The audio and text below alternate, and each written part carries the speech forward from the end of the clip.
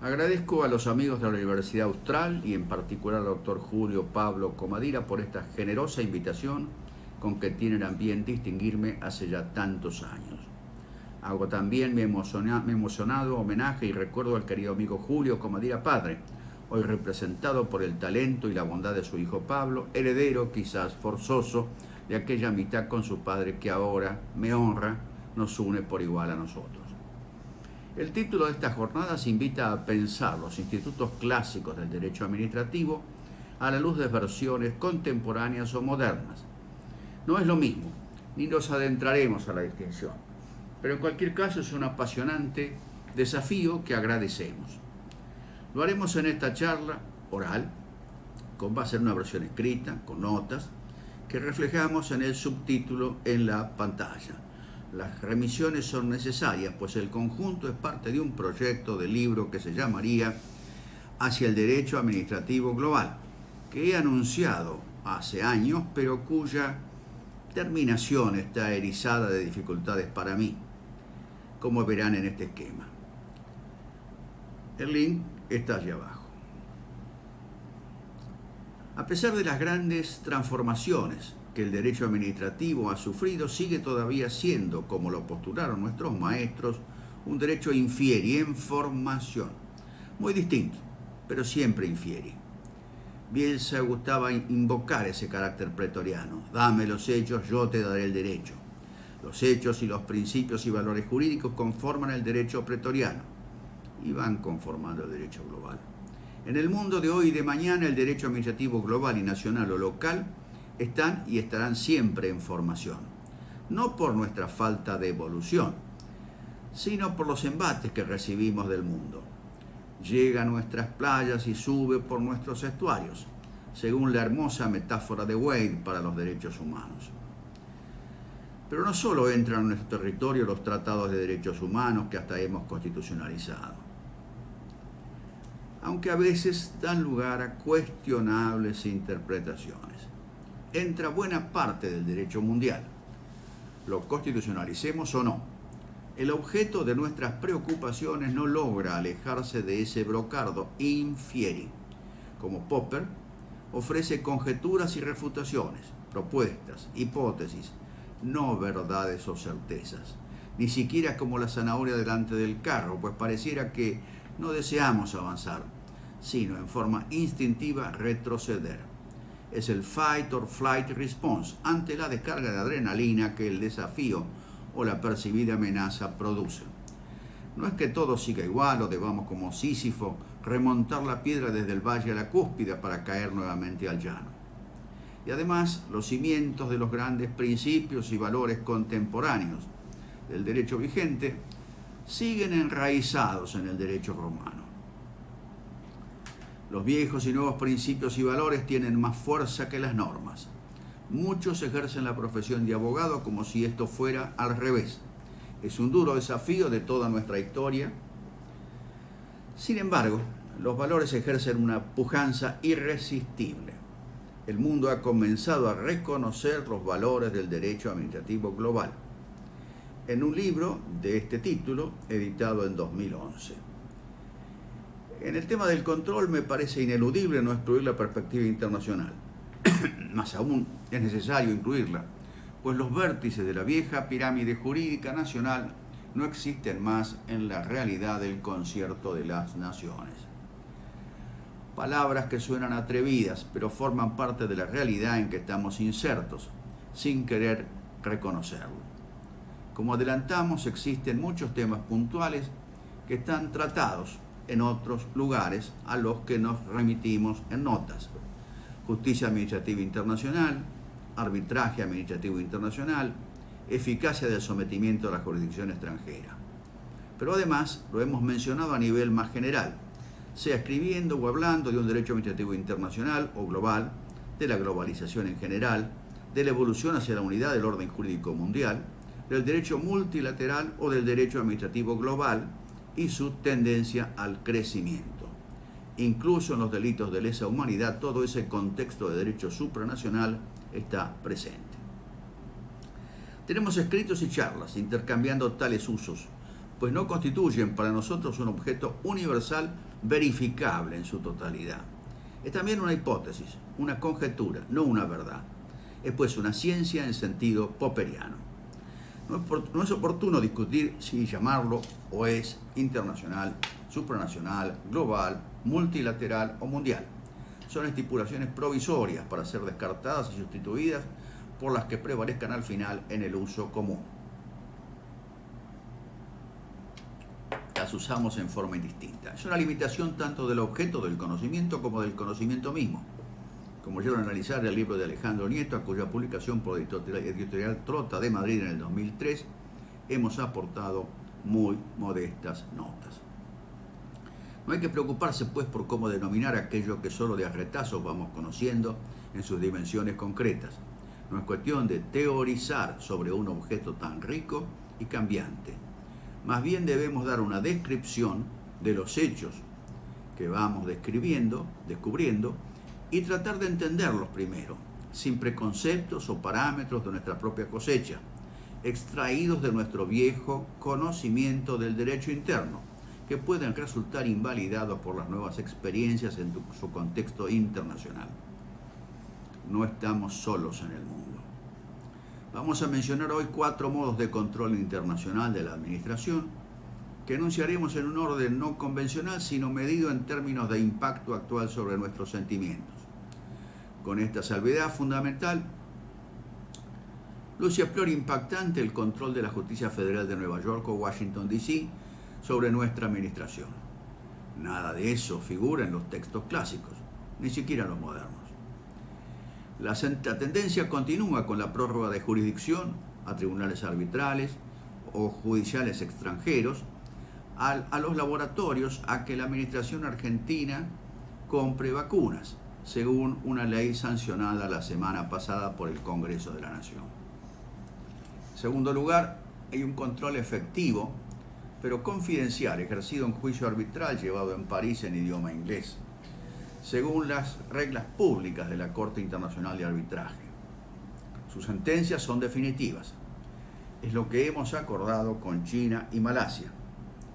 Está asimismo incluido como posibilidad en la ley para la compra de vacunas contra el COVID-19. En tercer lugar, está el muy conocido control arbitral internacional organizado por el CIADI en Washington, D.C., en la sede del Banco Mundial, en función de más de 50 tratados bilaterales de protección de inversiones extranjeras en nuestro país.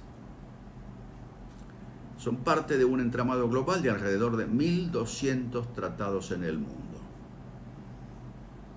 Es también una posibilidad, según la ley, para la compra de vacunas para la pandemia. Cuarto, existe, aunque no está institucionalizado, el control internacional de parte de la comunidad internacional, como es la muy fuerte sanción económica impuesta a Rusia por su invasión y anexión de Crimea.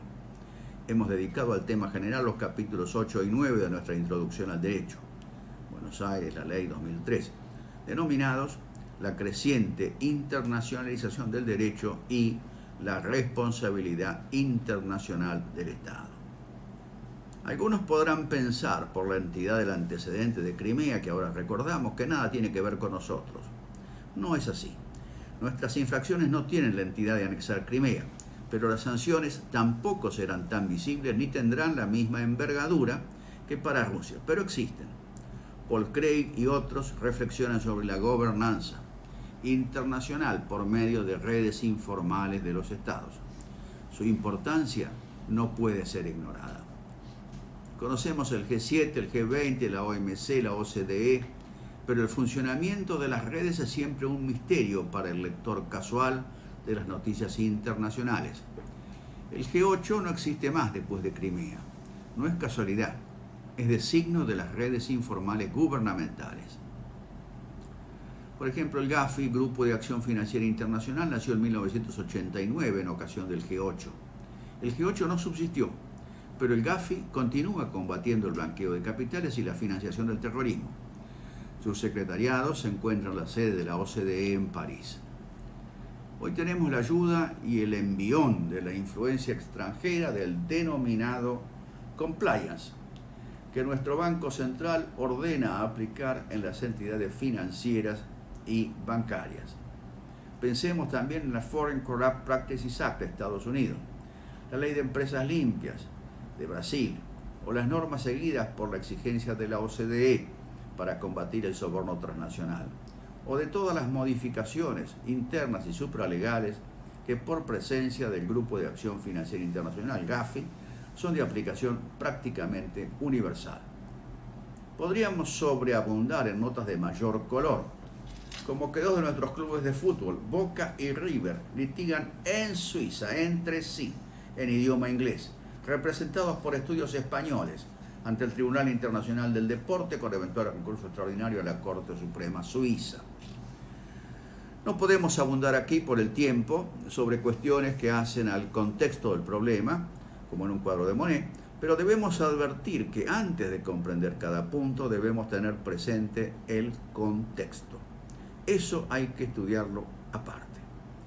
No lo tratamos en este momento entonces, pero es parte del bagaje de información indispensable para entender al mundo en el cual estamos insertos, cuando nos enfrentamos con alguna de sus manifestaciones internacionales.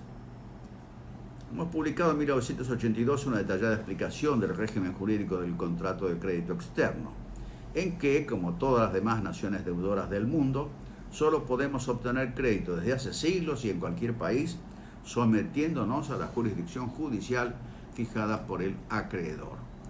Los grandes fondos de inversión de Estados Unidos prefieren, por indicación de sus autoridades de control, inversiones que consideran más seguras si se hacen en su país y bajo su jurisdicción y legislación. Podemos discrepar con sus preferencias, pero no ignorar que es el camino que por lo general deben seguir. Solo los fondos de riesgo invierten en los países que desde allá se consideran de riesgo. Son otras reglas de juego para lo que en el mundo se denominan economías de frontera. O sea, el Far West de las viejas películas de vaqueros. No es algo que nos pasa solo a nosotros. Les pasa a casi todos los países del universo que necesitan dinero y no tienen un elevado nivel de solvencia. Las tendencias la iniciaron Francia y otros países europeos hace algo más de 2 siglos, cuando dejaron de pagar sus deudas. Cuando nuestros maestros recordaban el arrêt Blanco, lo consideraban un progreso del derecho administrativo, pero no tenían cómo saber que nosotros, como tantos otros países emergentes, habríamos de caer, allí sí como Sísifo, una y otra vez al abismo. Por ese sistema perdimos con razón el caso Beltobre en la Corte Suprema de Estados Unidos el siglo pasado, con un voto decisivo del Justice Antonin Scalia, el mismo juez que luego votó igualmente en contra nuestra en el presente siglo, también por mayoría del tribunal. Esa es la mayoría, ahora más, aún 6-3 de dicho tribunal. Perdimos la cuestión de la jurisdicción en los casos que llevó adelante Griesa, juez federal de Nueva York, y la hemos vuelto a perder en las causas que le tocaron a su sucesora, Loretta Presca, en el mismo juzgado. Ahora seguimos otras etapas de los mismos u otros juicios, argumentando aristas de la alegada falta de jurisdicción del tribunal. Cambia el gobierno argentino, cambian los titulares de la defensa en el juicio en el exterior, pero los argumentos se parecen. No terminamos de aceptar que cuando una compañía argentina pide cotizar en la Bolsa de Nueva York, que mejora su cotización, debe someterse a la SEC, Securities and Exchange Commission. Los informes que las grandes consultoras internacionales presentan a la SEC sobre cada compañía se hacen bajo juramento de decir verdad, pudiendo incurrir en delito de falso testimonio en ese país. Acá no es así. En cambio, en Estados Unidos lo es. No debiera sorprender que si se reclama por la forma en que se hizo o no una transacción u oferta de acciones o falta de ella en la Bolsa de Nueva York, la Justicia Federal de Nueva York entienda que tiene competencia para entender de la cuestión. Si se trata de la deuda externa, La jurisdicción aplicable será por lo general la justicia federal de Washington, D.C. o Nueva York. Si fuera China nuestro eventual prestamista, que lo es en verdad, puede ser que opte por las mismas reglas que antes pactó con nosotros para otra cuestión. Corte Internacional de Arbitraje, en juicio arbitral a ser tramitado en París en idioma inglés. La Corte Internacional de Arbitraje ya tomó noticia que los tribunales argentinos consideran tener jurisdicción sobre estos procesos cuando son realizados en territorio argentino y la ejercen durante el trámite del juicio arbitral, dictando medidas precautorias que a veces cercenan el progreso de un arbitraje en la Argentina. Es que el derecho interno es contrario al arbitraje y se olvidan que esto es derecho internacional. Pero las lecciones se aprenden también a nivel internacional. Son las tendencias, las falencias del derecho interno según la percepción externa, lo que lleva a los mecanismos internacionales o extranjeros siempre fuera del país. Cuentan que un expresidente argentino se entrevistó en Japón con el primer ministro, Abe. El diálogo sobre el tema central fue breve. ¿Queremos recibir inversiones japonesas? Sí, pero debe haber un tribunal internacional. Al contemplarse que el arbitraje se tramite en París en idioma inglés, requiere que el árbitro propuesto por nosotros sea al menos perfectamente bilingüe, en castellano e inglés oral y escrito, con algo de conocimiento de francés y residencia en París o al menos razonablemente próxima a París. Esa múltiple necesaria condición de nuestro árbitro y de los otros dos los ponen a los tres al abrigo de injerencias de los tribunales argentinos, cuya incompetencia en razón del territorio sería manifiesta. Los propios árbitros no participarán en su laudo de los prejuicios legales argentinos contra el arbitraje. Para eso viven en Europa. Su cuerpo y su mente están en Europa, no en nuestro país. Ese conjunto de circunstancias hace que esos juicios arbitrales en París en idioma inglés podrán tramitar todo el proceso y producir toda la prueba y dictar un laudo que debe ser previamente autorizado y luego refrendado por la Corte Internacional de Arbitraje, organismo de prestigio internacional. En materia de swaps, hemos dictado en 2015 una ley declarando nuestra carencia de jurisdicción sobre los bancos centrales extranjeros. Cualquier discusión que pudiéramos tener con el Banco Central de China, tendremos que hacerla en su sede administrativa o acudir, si ambas partes lo acuerdan, al sistema parisino de arbitraje internacional in situ en idioma inglés. En suma, hay importantes casos judiciales o arbitrales, extranjeros o internacionales, que tramitan de ordinario fuera de nuestro territorio. Esa jurisdicción se amplía en estos días para las vacunas según la nueva ley del Congreso. Es la tendencia. Es hora que los expliquemos en nuestros cursos cuando enseñamos los mecanismos de control de la administración pública. Es el mensaje implícito que transmite, a mi juicio, el título de esta jornada. No podemos ignorar que existen y funcionan. Sus decisiones en algún momento se cumplen. Hay también numerosos organismos y redes gubernamentales en el mundo, cuya función es, entre otras, controlar las administraciones nacionales de los distintos países.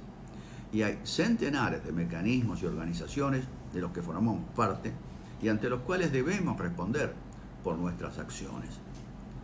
Cuanto antes tomemos nota de ello, mejor nos irá. Pero claro, debemos saber inglés escrito y hablado. El idioma inglés en el mundo es en el que usualmente pactamos tratados, acuerdos, contratos, y se convierte entonces en parte de nuestro derecho positivo vigente, como única versión oficial. No nos engañemos con escribir en castellano y que lo traduzcan o traduzca otro al inglés, o pedir que nos traduzcan al castellano el texto original en inglés, como si fuera necesario para considerarlo como nuestro derecho vigente. Pueden ser, y de hecho lo son, magníficas traducciones, pero serán siempre oficiosas, cuando en el idioma oficial del contrato, tratado, acuerdo, etc., más la prueba y el litigio, están escritos en inglés. El idioma en que están escritas nuestras obligaciones y derechos en el mundo es casi siempre el inglés, como único idioma oficial común de las partes que contratan, acuerdan o celebran tratados. No podemos pedir que nos traduzcan lo que, en el caso hipotético, es el texto oficial de nuestro derecho. Como dijo hace muchos años un distinguido jurista y politólogo europeo, nuestras lenguas se han convertido en dialectos del idioma universal. Una boutade, sin duda, pero no exenta de algún gramo de verdad. No son buenas noticias, pero es la realidad del mundo en que vivimos. Muchísimas gracias.